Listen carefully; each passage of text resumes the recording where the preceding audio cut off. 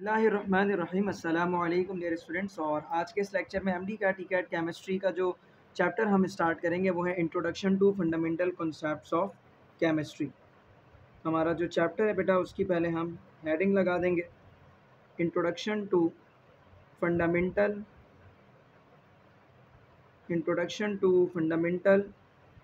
Concepts of chemistry. MDCAT या ई cat के syllabus के अंदर जो बातें आपसे इस तमाम पूरे के पूरे चैप्टर से पूछी जाएंगी या वो टॉपिक जो आपके सिलेबस का पार्ट है, you will cover all the points from this chapter इंशाल्लाह। So you must have to focus and must like and subscribe the channel as well, like the like button and subscribe the channel and press the bell icon as well. Okay बच्चों, तो introduction to fundamental concepts of chemistry में सबसे पहले हमें जिस topic को पढ़ना है मेरा बच्चा, उसका नाम है एटॉमिक मास। सही है, उसका नाम क्या है बेटा? Atomic mass.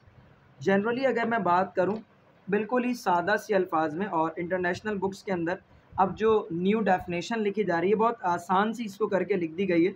मतलब जनरली आपको जो डेफिनेशन मिलती है वो ये है कि जो सम है, सम of mass of protons and neutrons in the nucleus of an atom। ये पहली डेफिनेशन जो जनरली मिलती है आपको वो मैं बता रहा हूँ, उसके बाद जो एक्चुअल डेफिनेशन है वो भी बताऊंगा। Sum of the masses of protons and neutrons in the nucleus of an atom, in the nucleus of an atom called atomic mass. ठीक है, एक तो डेफिनेशन आपको ये आमतौर पर लिखी हुई मिलेगी कि भाई जो भी न्यूट्रॉन और प्रोटॉन का मास है जो कि न्यूक्लियस ऑफ एन एटम के अंदर मौजूद है, सही है, और उसके साथ आप यूनिट लगा देंगे AMU, एटॉमिक मास यूनिट, या फिर डाल्टन की। ठीक है, तो वो क्या कहलाएगा भाई? Atomic mass of an atom कहलाएगा, मतलब एक एटम का मास। ठीक है, अच्छा, अब कहा यह जाता है कि जब आप एक एटम का मास निकालते हो ना, तो उसके लिए आपने क्या कहा कि भाई मास ऑफ प्रोटॉन को ऐड कर दो मास ऑफ न्यूट्रॉन के साथ, तो क्या निकल जाएगा? एटॉमिक मास निकल आएगा। लेकिन जब साइंटिस्ट ने ऐसा करके देखा तो एक एटम का जो मास है वो थोड़ा सा लेसर मिल रहा था as compare to the calculated atomic mass. मतलब जो वो कैलकुलेट कर रहे थे एटॉमिक मास प्रोटॉन और न्यूट्रॉन के मास से उसको सम करके कि भाई मास ऑफ प्रोटॉन है 1.008 AMU, तो 2 प्रोटॉन और 2 न्यूट्रॉन, तो 1.008 multiply by 2 plus 1.009 multiply by 2, जो भी वैल्यू आई वो वैल्यू एक्चुअल एक्सपेरिमेंटल जो वैल्यू थी कि एटम का जो एक्सपेरिमेंटल मास जो उन्होंने निकाला, वो एक्सपेरिमेंटल मास जो है वो कम निकला। सही है, तो होता ये है कि एक न्यूक्लियस में जब प्रोटॉन और न्यूट्रॉन ऐड होते हैं तो कुछ एनर्जी जो है ना, मतलब उनका जो मास है वो कुछ एनर्जी बन करके वहाँ से रिलीज हो जाता है, that is called binding energy. इसी वजह से जो कैलकुलेटेड मास आ रहा था और जो एक्सपेरिमेंटल मास था उन दोनों के दरमियान जो था वो डिफरेंस था। ठीक है, अच्छा, अब और मजीद आपको क्या डेफिनेशन मिल सकती है भाई? Mass of an atom, mass of an atom compared, mass of an atom compared with the mass of an atom compared with the mass of compared with the 1/12 mass of an atom of carbon C12। सही है, अगर आप atomic mass जो है वो जानना चाहते हैं तो आपने क्या करना है, जो अगर ऐसा एलिमेंट जिसके आइसोटोप्स नहीं एग्जिस्ट करते तो उसका जो मास है आप उसको कंपेयर कर देंगे mass of an atom of carbon C12 से, तो आपको क्या मिल जाएगा? एटॉमिक मास मिल जाएगा। सही है, तो mass of an atom of an element compared with the mass of compared with the 1/12 mass of carbon C12, this is called the atomic mass of an element. सही है, तो ये दो डेफिनेशंस आपको मिल जाएंगी। एटॉमिक मास की जो unit होती है बेटा वो होती है AMU में, हम उसको लेते हैं। AMU stands for atomic mass unit, या फिर डाल्टन भी इसकी जो यूनिट है वो कंसीडर की जाती है। ठीक है, तो एटॉमिक मास ये हमारा पहला MD कैट और E कैट के सिलेबस का पहला लर्निंग ऑब्जेक्टिव था जो कि हमने यहाँ पर कवर किया। और अब हम प्रोसीड करेंगे नेक्स्ट लर्निंग ऑब्जेक्टिव की तरफ, और वो बहुत ही ज़्यादा इम्पॉर्टेंट लर्निंग ऑब्जेक्टिव है, और वो है बेटा एम्पेरिकल एंड मॉलिक्यूलर फार्मूला। वो है बेटा एम्पेरिकल फार्मूला, पहले मैं आपके साथ डिस्कस करूँगा and then we will proceed to the molecular formula as well. अब एम्पेरिकल फार्मूला की डेफिनेशन क्या होगी? Formula that shows simplest ratio, formula that shows the simplest ratio of combining atoms in a molecule or a compound, compound. ठीक है, इसका मतलब ये हुआ बेटा कि एक कंपाउंड या मॉलिक्यूल में जो एटम्स हैं, सही है, जितने एटम्स हैं उनका जो कंबाइनिंग रेशो है उसको सिंपलेस्ट फॉर्म में जो आप तब्दील कर देंगे, वो जो फॉर्मूला बनेगा that is the empirical formula. For example मेरे पास एक कंपाउंड है that is the glucose C6H12O6। तो formula that show the simplest ratio of combining atoms. अब कंबाइन होने वाले जो एटम्स हैं that is 16 atom of carbon, 12 atom of hydrogen and 6 atoms of oxygen. ठीक है, तो इनका ये जो कंबाइनिंग एटम्स हैं इनका सिंपलेस्ट रेशो मैं निकाल दूँ, तो सिंपलेस्ट रेशो निकालने के लिए, बल्कि 16 नहीं होगा 6 होगा, C6H12O6। तो इनका सिंपलेस्ट रेशो जो इनका कंबाइनिंग रेशो है वो क्या है भाई? 6:12:6। अब मैं इसका सिंपलेस्ट रेशो निकाल दूं तो बनेगा 1:2:1। सही है, 6 1 6, 6 2 12 और 6 1 6। तो इनका रेशो क्या बन गया भाई? 1:2:1। तो अब एक फॉर्मूला बनेगा दैट इज CH2O।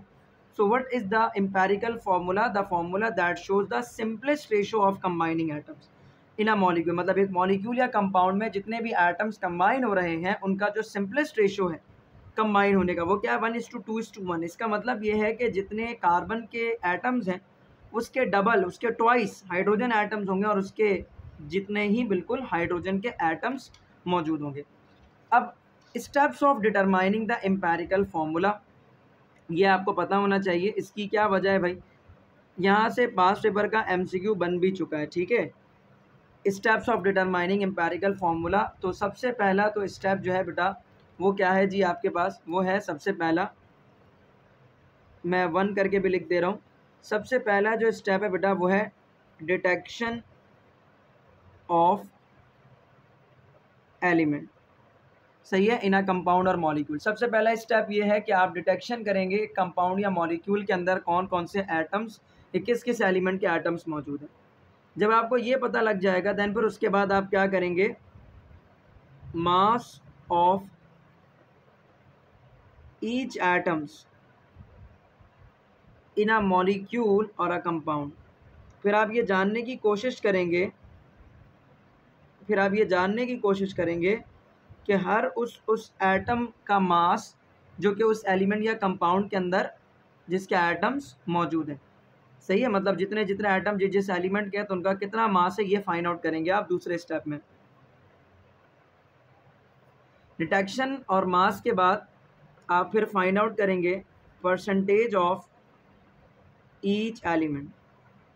आया हर एलिमेंट के जो एटम्स वहाँ पर मौजूद हैं उनकी परसेंटेजेस क्या है। डिटेक्शन, मास, परसेंटेज के बाद फिर आप फाइंड आउट करेंगे बेटा mole ratio of each element.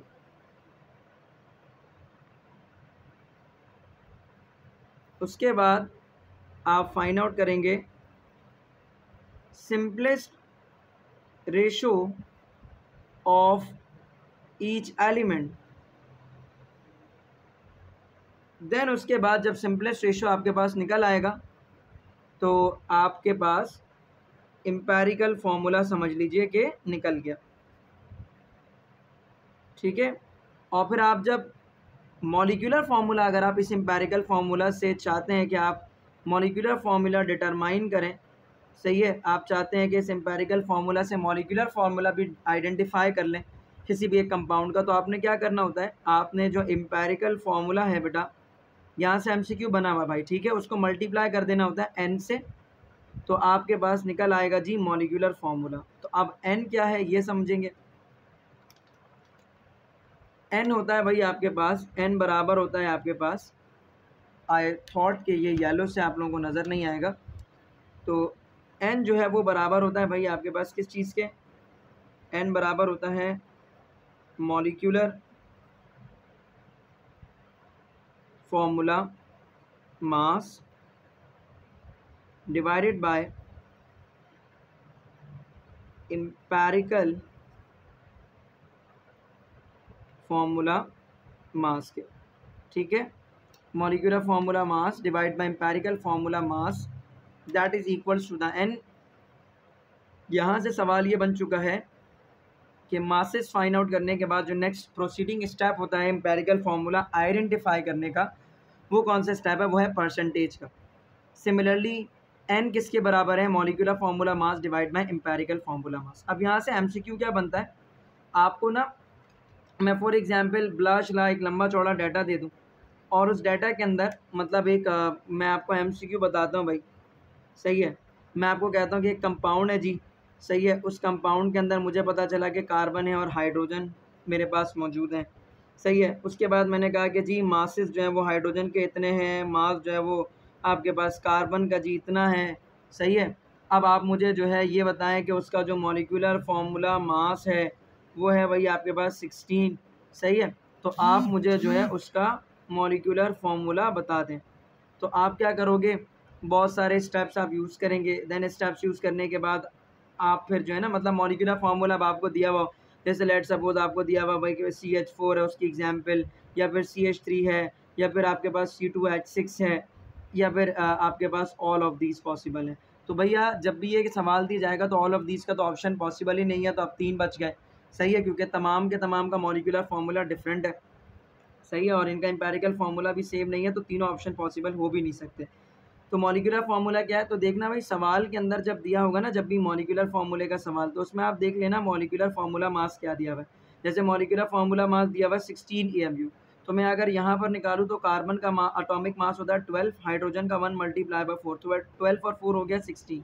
यहाँ पर है कार्बन का अटोमिक मास 12, हाइड्रोजन का 3, तो 15 हो गया। तो इट मीन्स के याद रखिएगा कि वो एग्जाम्पल जिसमें मॉलिक्यूलर फार्मूला का जो मास है वो मैच कर जाए मॉलिक्यूलर फार्मूला मास जो सवाल में गिवन हो, तो वही आपका राइट ऑप्शन होगा। इस तरीके से आप पास्ट पेपर के ढेरों सवालात इस चीज़ को यूज़ करते हुए आप कर सकते हैं। सिर्फ एक चीज़ पर फोकस करना है और वो ये कि एलिमेंट्स का एटॉमिक मास आपको रिमेंबर होना चाहिए, तभी जा कर के आप ये सवाल इस तरीके से सॉल्व कर पाएंगे, वरना अदरवाइज़ फिर पॉसिबिलिटी नहीं है, ठीक है। तो ये हो गई हमारी एम्पेरिकल फार्मूले की बात, और साथ में मैं आपको मॉलिक्यूलर फार्मूले की डेफिनेशन भी बता दूं, ताकि एक ही दफ़ा ही ये पूरे का पूरा टॉपिक जो एम्पेरिकल और मॉलिक्यूलर फार्मूले का ये कवर हो जाए।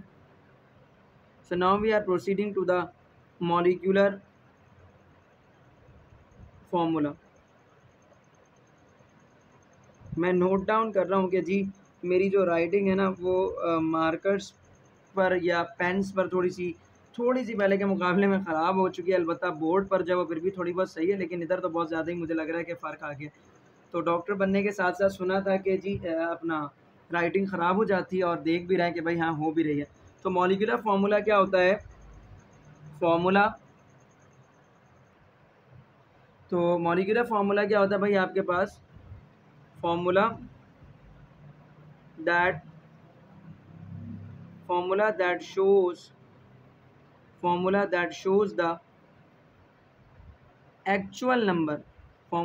shows the actual number of each type of atoms present in a molecule और a compound। एक ऐसा फार्मूला जो कि बिल्कुल असल तादाद बता दे हर उस एलिमेंट के एटम की जिससे मिलकर वो पूरे का पूरा कंपाउंड या मॉलिक्यूल बना है, वो फार्मूला कहलाता है molecular formula.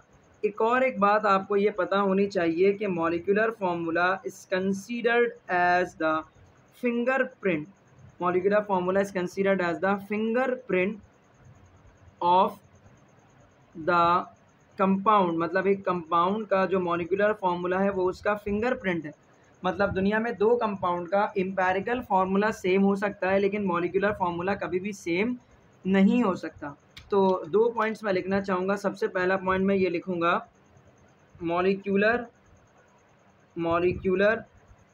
Formula of two substances cannot be same. दुनिया में किसी भी दो कंपाउंड्स का जो कि बिल्कुल अलग अलग हो उनका मॉलिक्यूलर फार्मूला कभी भी एक जैसा नहीं हो सकता। Two different substances can not have the same molecular formula, और इसी बुनियाद पर ही तो कार्बोहाइड्रेट की डेफिनेशन चेंज की गई थी। मॉलिक्यूलर फार्मूला जो उनका बताया गया था CxH2OY वाला, और कहा गया था कि ये सारे कंपाउंड कार्बोहाइड्रेट होंगे तो वो कार्बोक्सिलिक एसिड का जो एसिटिक एसिड है उस पर फॉलो हो जा रहा था। तो दो अलग अलग सब्सटेंसेज होते हैं भाई, सही है, तो उसके ऊपर वो तमाम चीज़ें प्रॉपर्टीज़ जो है ना वो मैच नहीं हो रही थी, सही है। तो खैर मॉलिक्यूलर फार्मूला जो है वो दुनिया में दो अलग अलग कंपाउंड्स का कभी भी सेम नहीं हो सकता, लेकिन एम्पेरिकल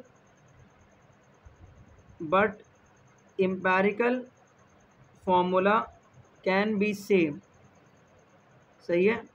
लेकिन ऐसे कंपाउंड्स जो अलग अलग हो उनका एम्पेरिकल फार्मूला एक जैसा हो सकता है, ठीक है। So different compounds can have the same empirical formula but the molecular formula of the two different substances can not be same, ठीक है।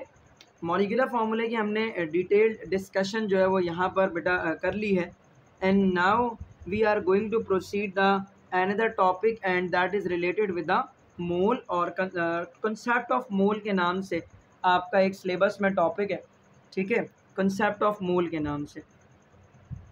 मेरे ख्याल में शायद वीडियो जो है वो 17 मिनट 11 सेकेंड की हो चुकी है, and I have to complete this lecture, और बहुत ज़्यादा बड़ी वीडियो हो जाएगी, तो इसको एक काम करते हैं कि यहीं तक रखते हैं, और फिर नेक्स्ट वीडियो के अंदर जो है ना बेटा कॉन्सेप्ट ऑफ मोल, क्योंकि ख़ुद एक बहुत बड़ा टॉपिक है और उसको मैं बहुत ही ज़बरदस्त तरीके से आपको समझा दूंगा, तो आप उसको जो है ना उधर अगली नेक्स्ट वीडियो से प्रोसीड कर लें। वीडियो को लाइक कर लें, चैनल को सब्सक्राइब कर लें, बेल आइकन को प्रेस करें। नेक्स्ट मिलेंगे फिर नेक्स्ट वीडियो में, तब तक के लिए अल्लाह हाफ़िज़।